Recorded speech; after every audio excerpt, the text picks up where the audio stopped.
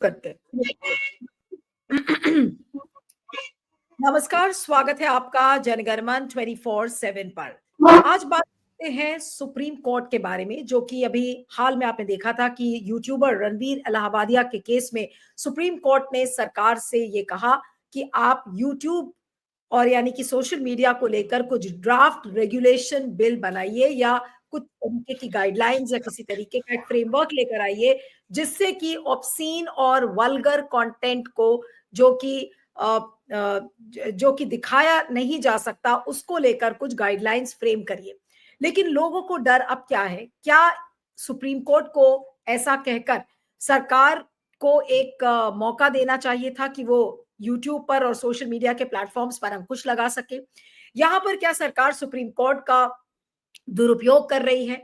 जजेस आखिर कैसे अग्री कर गए इस बात को कहकर कि आप सुप्रीम कोर्ट कि आप सोशल मीडिया को लेकर गाइडलाइंस बनाइए? तो आज वो कुछ बहुत महत्वपूर्ण बिंदु हैं जो कि रणवीर इलाहाबादिया के केस से हम डिस्कस करेंगे। रणवीर इलाहाबादिया को तो कह दिया गया कि ठीक है, आप अपना काम शुरू करिए, और आप उन्होंने कहा था कि हमारे ऑर्गेनाइजेशन में 280 लोग हैं, उनकी रोजी रोटी का सवाल है, तो उस काम को करने की इजाजत तो दे दी है, लेकिन वल्गर और ऑब्सीन कंटेंट को ध्यान में रखते हुए सुप्रीम कोर्ट ने कहा है कि आपको अब आगे का कंटेंट बनाना पड़ेगा, और साथ में सरकार को एक मौका भी दे दिया कि आप सोशल मीडिया को कंट्रोल करने के लिए आप गाइडलाइंस बनाइए। ये कितना खतरनाक है और क्या सुप्रीम कोर्ट का दुरुपयोग एक तरीके से सरकार कर रही है?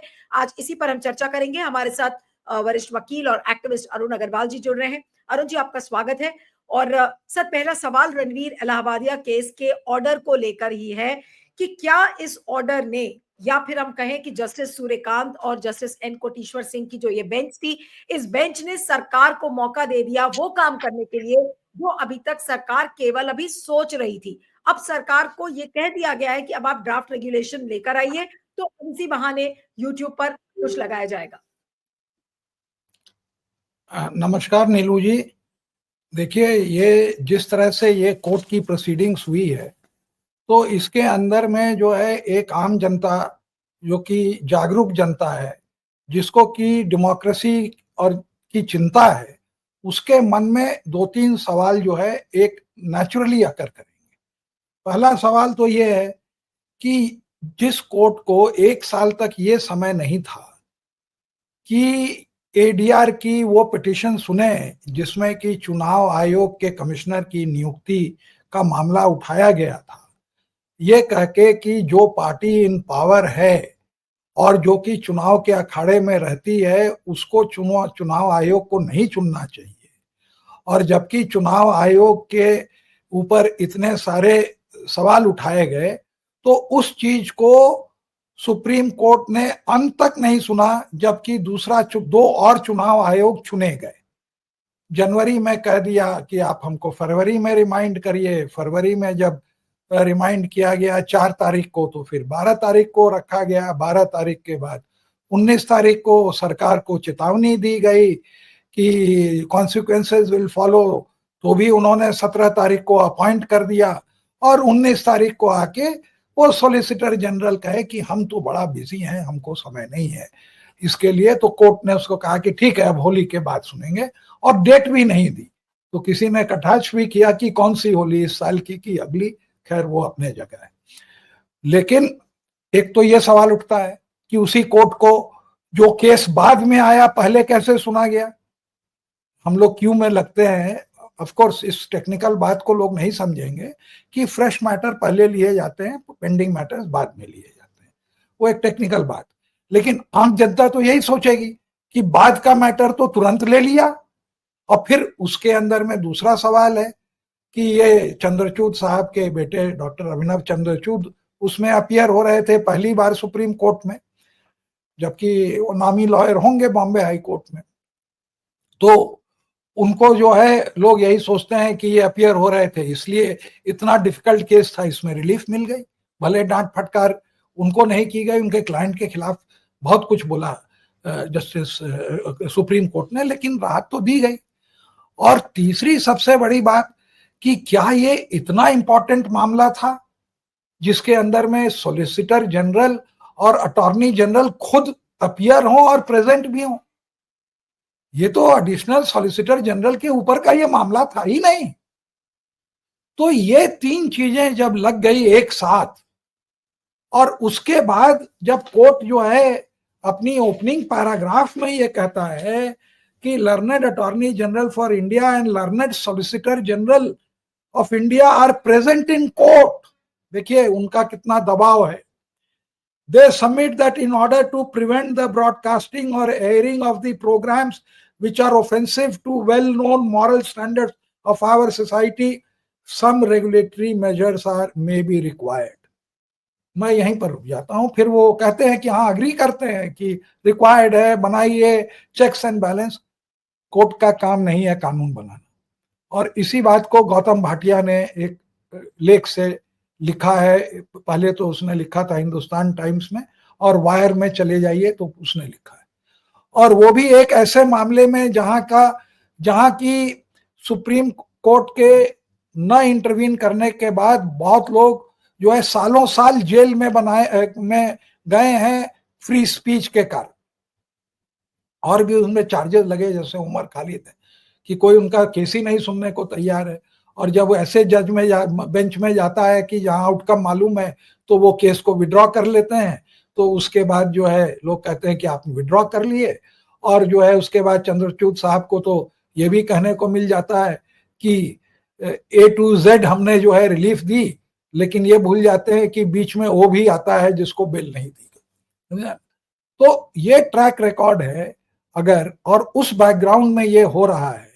और उसके देखिए ये एक तो बॉम्बे हाई कोर्ट में गया फेक न्यूज को डिफाइन करने का, तो वहां पे जस्टिस गौतम पटेल थे, तो वो कहे कि ये बड़ा वेग है, इसको स्ट्राइक डाउन कर दिया, नहीं तो हम लोग बच गए, नहीं तो ये इंफॉर्मेशन टेक्नोलॉजी एक्ट में संशोधन करके ये पूरे इलेक्ट्रॉनिक मीडिया को उसमें जो है फैक्ट चेकिंग में आपको ये कर देते हैं, फेक न्यूज और फैक्ट चेकिंग।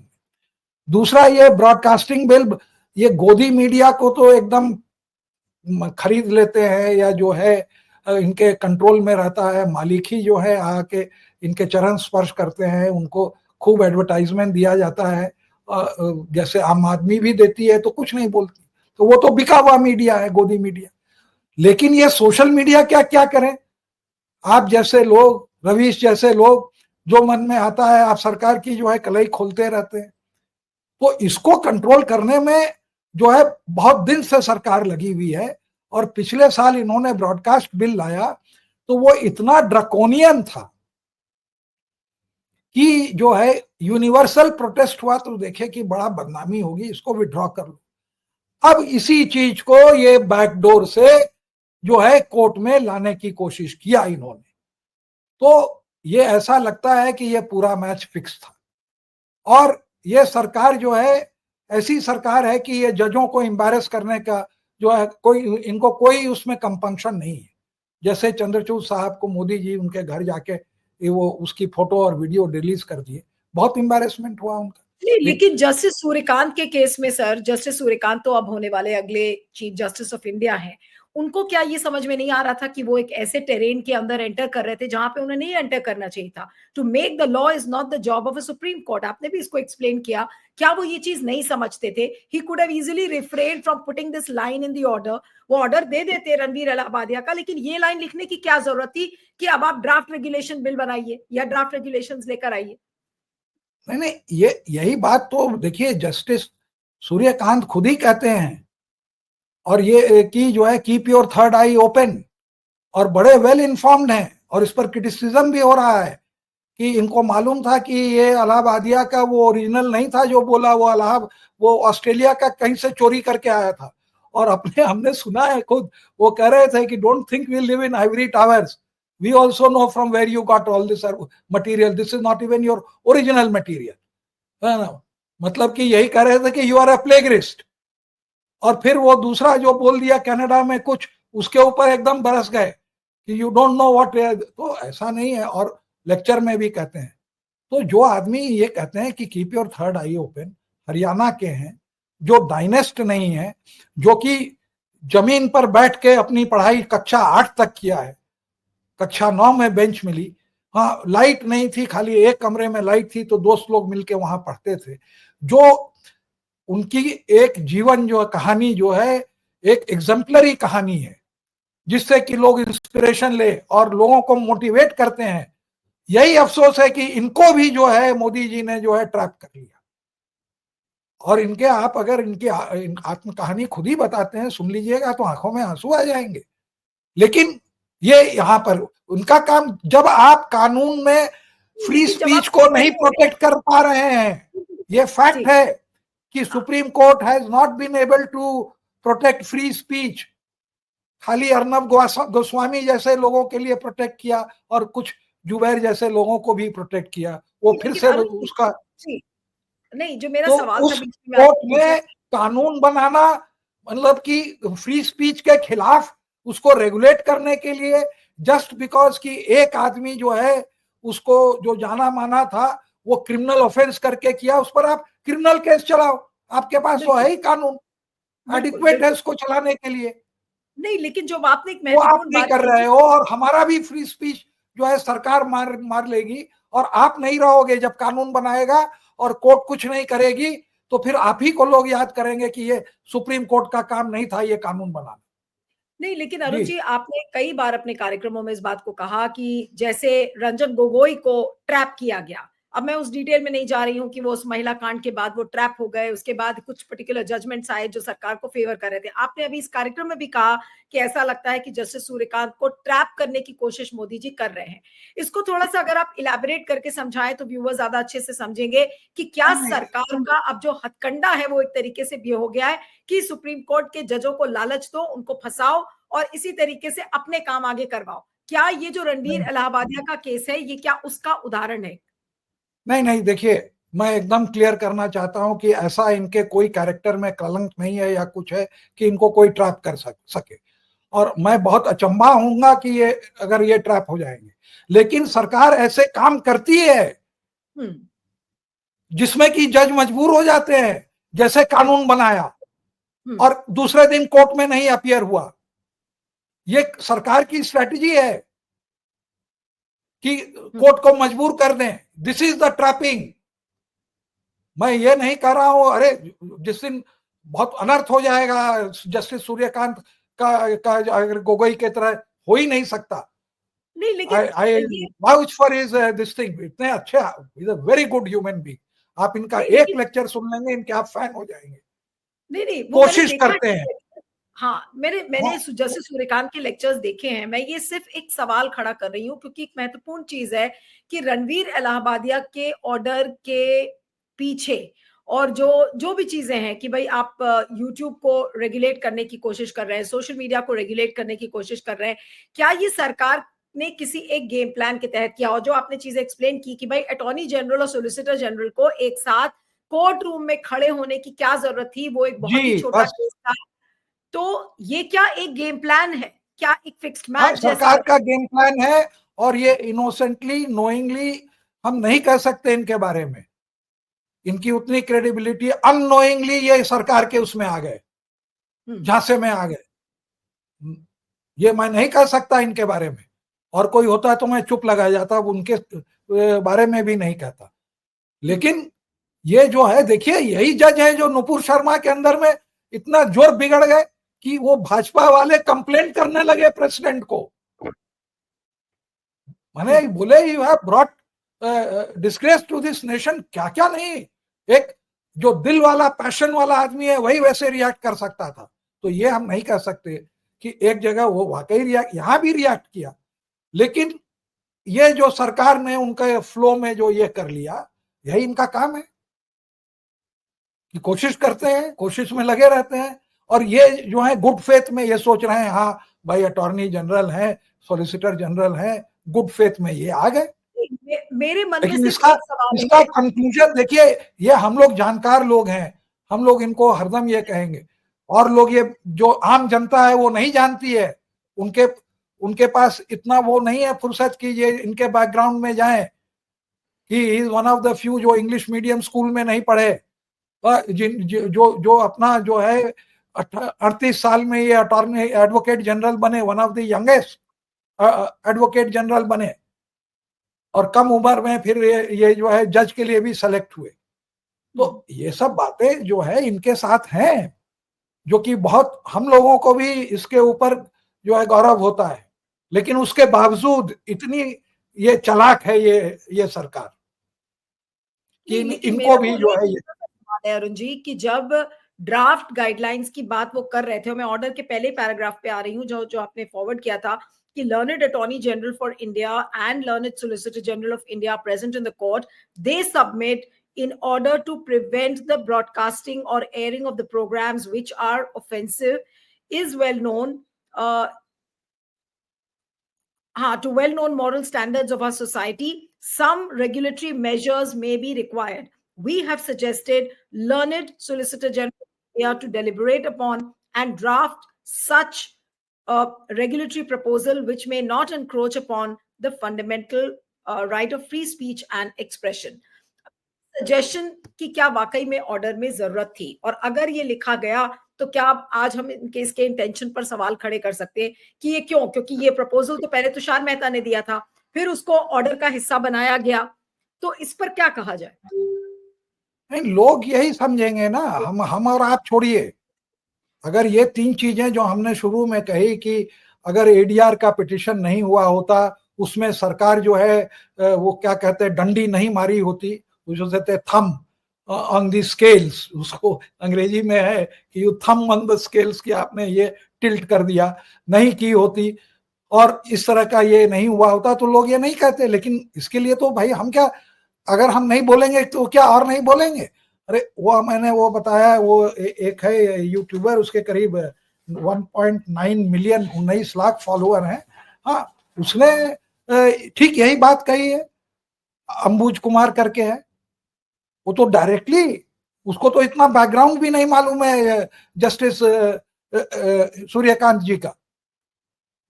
तो ये जो है, और एक और उसने किया, फायर डिसूजा ने किया है, उसके आप कमेंट्स देखिए, और कोई भी आप ऐसे कमेंट्स नहीं कर सकते कि ये जो है आउटलैंडिश है। एक ने लिखा है कि we have faith in the supreme court but we don't have trust in the supreme court. अब क्या आप कह सकते हैं कि बोनाफाइड कमेंट नहीं है? और क्यों? You are losing your trust, क्योंकि ये सरकार चालबाज करती है और आप जो है उसमें फंस जाते हैं।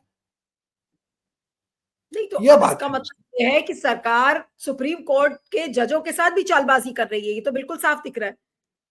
आज से नहीं, बहुत पहले से कर रही है, और इसको अब हम यहीं पर खत्म करते हैं। ये हमने बार बार देखा है, एक बार नहीं हुआ है ना? सरकार का इस मामले में बहुत ही रिकॉर्ड खराब है। लेकिन और सर, जो आखिरी में यही कुछ लोग तो पूछूंगी, यहां तक कहते थे, और मैं नहीं उस बात को कहता, कि जजों के फोन में पिगासस डाल के उनको ये ब्लैकमेल करते हैं। लेकिन अरुण जी, जो रणबीर इलाहाबादिया का केस है, कई लोगों ने कहा कि ये जबरन ये केस लाया गया ताकि सरकार को एक अपॉर्चुनिटी मिलती कि वो सोशल मीडिया पर अंकुश लगाए। क्या ये भी आपको लगता है कि ये पॉसिबिलिटी हो सकती है? आज के तारीख में कुछ भी पॉसिबिलिटी हो सकती है। जो कॉन्स्पिरेसी थ्योरिस्ट हैं वो कुछ भी हो सकती है, स्पेशली जब इसका ओरिजिनल आइडिया नहीं था, ये ऑस्ट्रेलिया से चोरी किया हुआ था। Everything is on the table. जो जिस माहौल में हम जी रहे हैं उसमें जो लोग हैं वो तो कुछ तो लोग कहेंगे, सही हो या गलत हो। आप क्या उनका मुंह बंद कर देंगे? या लोग कहेंगे भी नहीं, सोचेंगे? अब सरकार क्यों आप जो नहीं, जो ड्राफ्ट गाइडलाइंस हैं वो सरकार अब कब लेकर आएगी ये तो पता नहीं है। आपकी आवाज आपको सुनाई पड़ रही है? आपका फ्रेम हाँ फ्रीज हाँ हो गया है।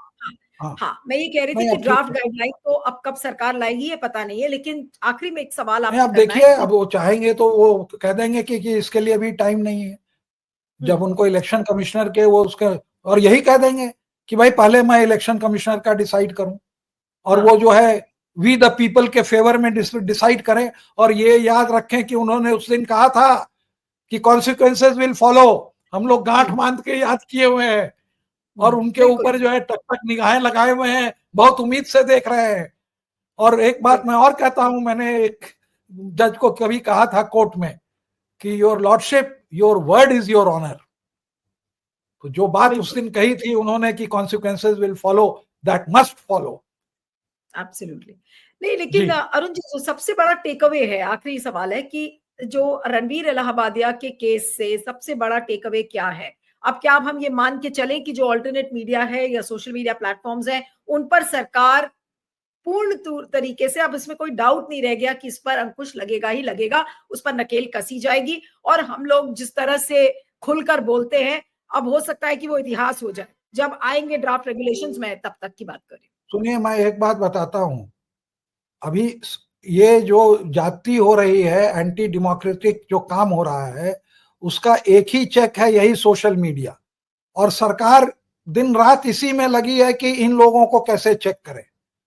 आपने देखा वो मिडनाइट और अर्ली मॉर्निंग रेड किया था परंजॉय ठाकुरता के और सबके ऊपर, आप भूल गए? बिल्कुल। एक साथ सबके ऊपर कूद गए थे, ये झपट्टा मारा था। क्या सुप्रीम कोर्ट भूल गई इस बात को? इनका एक ही एम है कि हमारे झूठ के खिलाफ यही लोग खाली खड़े हैं। तो एक तो प्लेटफॉर्म को कसते हैं, वो मस्क को बोलते हैं इसका हटाओ, हटाते भी हैं। यूट्यूब को बोलते हैं आप थोड़ा सा इधर उधर कर दीजिए, आपका कंटेंट गायब हो जाएगा, आपका एल्गो से निकल जाएगा। लिस्ट बनाए हुए हैं। This is what is suffocating democracy. और उसके अंदर में आप कानून बना रहे हैं 19(2) के अंदर में, जो रिस्ट्रिक्ट करे। पहले तो हमें आजादी दो, जितने लोग फ्री स्पीच में जेल गए हैं, जिनको फ्रेम किया गया, पहले उनको निकालो, तब ये बात सोचना कि हम जो है इन लोगों को अंदर करने का कैसे कानून बनाए। जी, बिल्कुल। चलिए, आपका बहुत बहुत शुक्रिया Arun ji. Thank you so much for joining. Thank you.